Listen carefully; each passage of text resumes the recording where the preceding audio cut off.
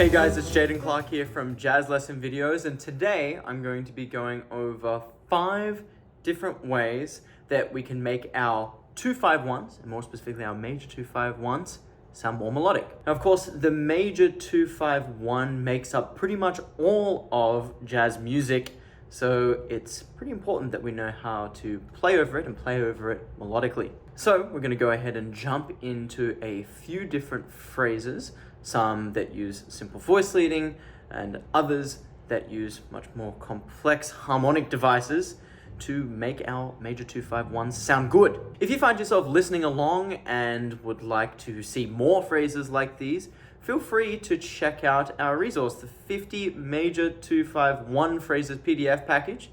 You can check that out in the link in the description below. Okay, so jumping into our first phrase, we're going to take a look at a major 2-5-1 phrase that just uses good voice leading. So what you're going to notice about this particular phrase is that it is all diatonic, so just borrowing from the chord tones and subsequently the chord scales. Okay, so here is the phrase here now.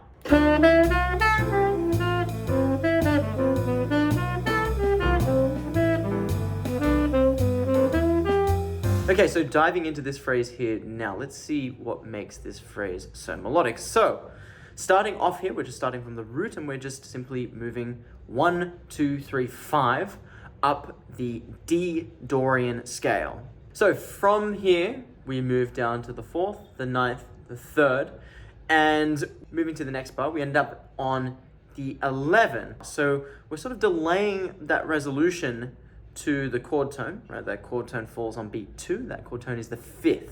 And so once we've landed on the 5th of the G7, we're of course using the G Mixolydian scale here, but of course we are actually diatonically enclosing the 3rd on beat 3. And as you can see, we have this nice little embellishment, this triplet embellishment that spices the line up just a little bit. From there, once we've led to the 3rd, we actually move up. It looks like a B half diminished arpeggio. Of course, it's really just a G9 arpeggio starting from the 3rd if we're relating it back to our root note and our chord scale. Of course, once we lead up to the 9th can then fall nicely down to the 5th of the 1 chord. This is good voice leading, and it's what makes this phrase sound so good. From there, we move from the 5th down to the 4th, the 1, the 2, or the 9, and then we resolve again to the 3rd on beat 3. And of course, what you're going to notice with all of these phrases, going through all of these phrases, that good resolutions tend to fall on strong beats. Of course, those strong beats are beats 1 and 3. They're the most likely place in which a chord will resolve. So of course, once we've moved to the 3, we drop back down to the 5th, we move up the scale, and we end up landing on the 9th of the next bar before resolving once again to the 3rd and the 5th. So just a little bit of stepwise motion, of course, just dragging out that resolution. Okay, so moving on to our next phrase now, we're going to be looking at an approach note phrase. So of course, with an approach note phrase, we're going to be utilizing both approach notes and enclosures, and more specifically, chromatic approach note and enclosures to further emphasize good voice leading. Of course, this mixed with good voice leading is going to make our 2-5-1s and just our vocabulary in general sound far more melodic. So let's go ahead and take a listen to this phrase.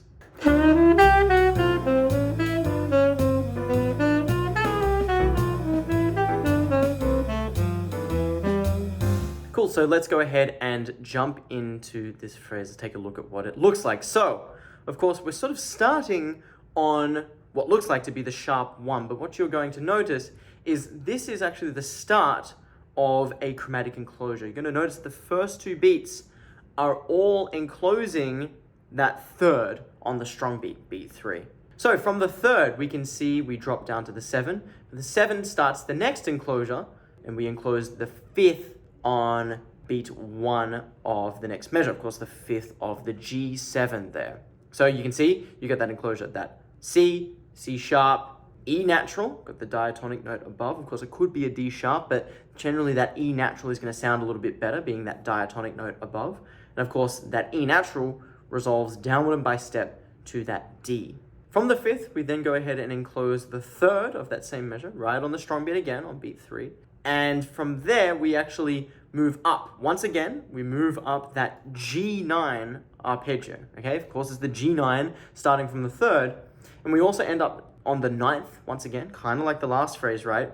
But instead of moving from the 9 to the 5th of the 1 chord in the next bar, we add that chromatic approach note in between, that A flat. So of course we squash that together with a nice chromatic embellishment there, resolving to the 5th on beat 1 of the C major 7 chord.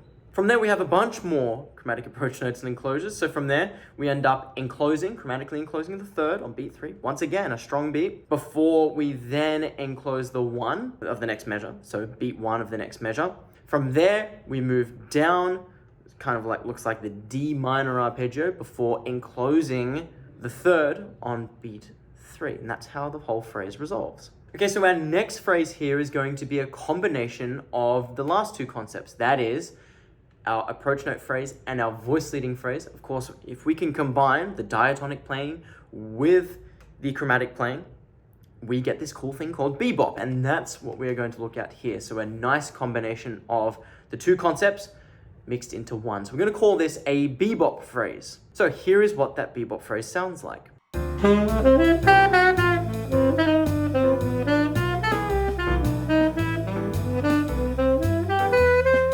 Okay, so when analyzing a phrase like this, we're going to be looking out for those approach notes and enclosures. And of course, I'll be mentioning the voice leading here too. So of course, we're starting on that sharp 4. Okay, so the sharp 4 acts as a leading tone into the 5th, as we can see. And then we have that nice little triplet embellishment that's using those arpeggio notes straight up to the 4th. From the 4th, we've got that chromatic step down to the 3rd before not really resolving, but leading to the 4th on beat 1 of the next measure. Now, of course, we land on the 4th, but then we quickly resolve to the 5th on beat 2, and with that, we use chromatic approach notes. So we go up to the E flat, we land on the 5th, that is D, and then we resolve nicely to the 3rd on the strong beat, beat 3. So there's that diatonic voice leading that we got in the first phrase. So from there, once again, we see that G9 arpeggio starting from the 3rd. So we've got the B, D, up to the F, and then the A natural, which is the 9. And of course, once again, we're putting that chromatic passing tone that leads to the 5th on beat 1 of the next bar. Of course, we're squashing that together and we're embellishing it. So we've got to the 5th now, and we're going to add another enclosure to the 3rd. Once again, we're putting them on strong beats. And from that 3rd, we dive back down to the 5th, and then we have this nice diatonic embellishment that leads to the 7 on beat 1 of the next measure. So from there, we move up the arpeggio. The arpeggio starts from the 7, so we go 7, 1, 3, 5, 7, 1. And of course, that wraps up a nice major 2-5-1 phrase. So before we check out this next phrase, I should remind everybody that if you're liking what you're hearing, you should go ahead and check out the 50 major 2-5-1 phrases PDF package. Of course, it's going to include all of these concepts and plenty of different phrases to get through, as well as recordings of Chad playing through the phrase and backing tracks. So without further ado, let's continue on now. We're going to be looking at what's called a substitution phrase. So we're going to be using that voice leading as well as some of that chromaticism we've looked at in the previous few phrases. And we're also going to be looking at a cool substitution that we can use over the major 2-5-1. So here is what this phrase sounds like.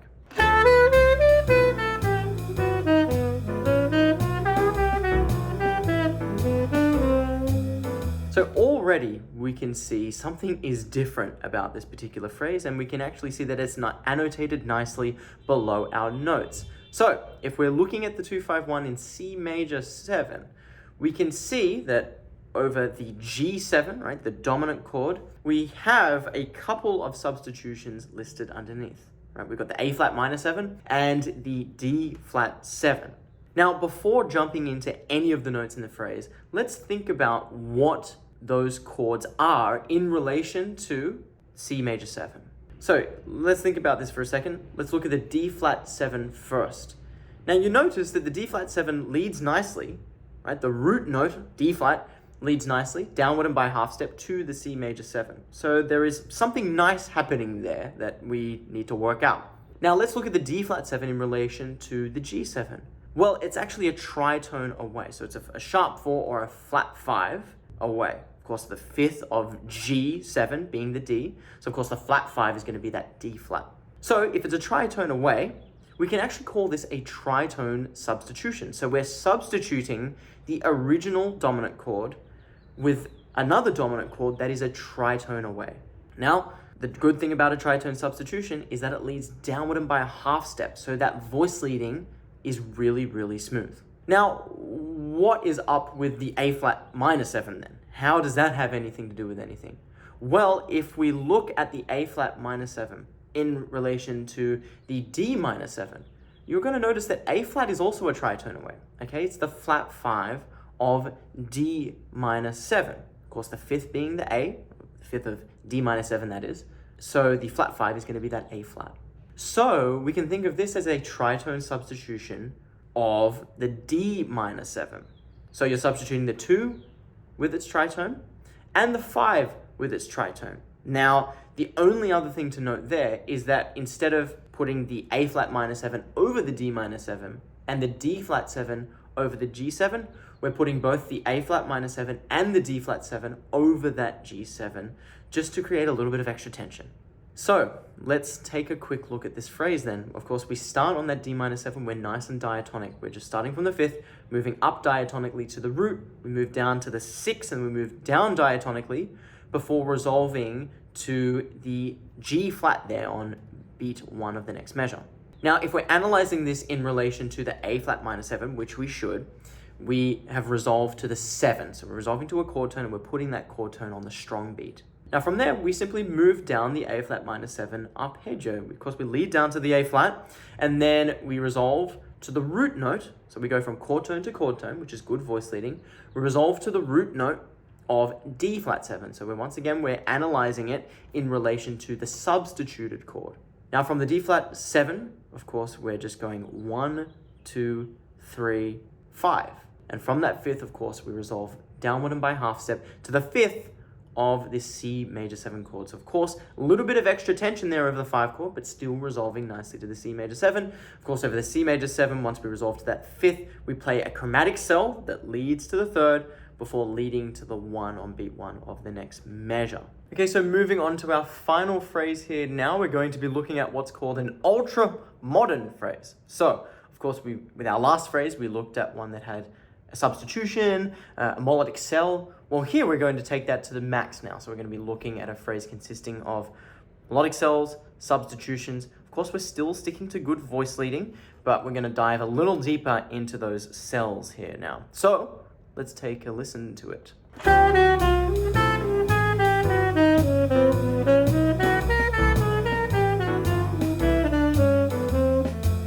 Okay, so what the heck is going on here? Well, we're combining a bunch of different melodic cells and one that we're going to point out straight away. So this is the first cell that's being used and this is used throughout this phrase. You're going to see over the D minor 7, we start on the 4 or the 11 and then we move chromatically down to the 3rd and then back to the 4. So we're considering this group of 4 notes to be a cell. Now remembering that a cell is simply a group of notes, right? I like to think of it as a smaller unit when compared to the phrase. So a phrase could consist of multiple cells, multiple smaller groups of notes, okay? So this first cell that we're seeing, right, starting from the 4th down to the 3rd and then back up to the 4, we're considering this to be a 4-note cell and we're going to see this throughout the phrase. Looking straight ahead, of course I said we will see it throughout the phrase, looking ahead to the C major 7 chord, of course you see it again starting on beat 1, and once again starting on beat 3, and then we have variations of it throughout the phrase. Of course you see a little variation in the final measure on beat 1, and you also see a bit of a variation on beat 1 of bar 2. So moving from the first cell in beat 1, so we're just taking a step back, moving from the first cell, we move up to the 5th on beat 3 on that strong beat. So once again, that's good voice leading because we're putting that chord tone on the strong beat. We have this chromatic passing tone that leads to an F sharp. Now, what is the F sharp doing? Well, again, I'm actually thinking of this a little bit like the substitution that we just saw.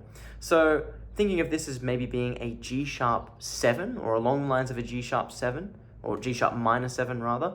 Okay, so because we're thinking of this as a G minor 7, we can actually think of this whole measure as a G minor 7. So if we're looking at that, we're starting from the 7 on beat 1 of measure 2, 7, 5, and then of course we're moving chromatically down to the 3. Then we're going 3, 4, 5, 7 before moving to that B flat on beat 1 of the next measure. Of course, that B flat starts that next melodic cell. So of course, we've seen a couple of melodic cells.